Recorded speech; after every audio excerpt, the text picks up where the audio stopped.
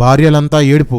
రాత్రంతా వేపుకొని తిని భర్తను చంపేసి మహానటి అయిన కౌసల్య నేను సతీ సహగమనం చేస్తానని కన్నీళ్లు పెట్టుకుంది. సతీ సహగమనం చేయవలసిందిగా ఇక్కడ ఉన్నటువంటి మాల్ సింగ్ యొక్క కుటుంబ సభ్యులు కావచ్చు, అదే విధంగా బాబు లాల్ అనబడేటటువంటి ఒక పూజారి కావచ్చు, అక్కడ రూప్ కన్వర్కి చెప్పడం జరిగింది. రే ఎవడ్రా ఇక్కడ హిందూ గ్రంథాల్లో సతీ సహగమనం లేదన్నవాడు? రామాయణంలో బొచ్చుడు సార్లుంది.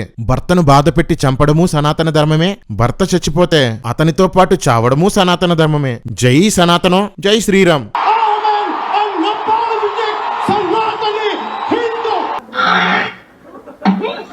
రేయ్ పిచ్చి కుక్క, బైబిల్ మీద పడి ఏడ్డం కాదురా, ముందు రామాయణం చదువు. ఈ సొల్లు రామాయణం చదువు.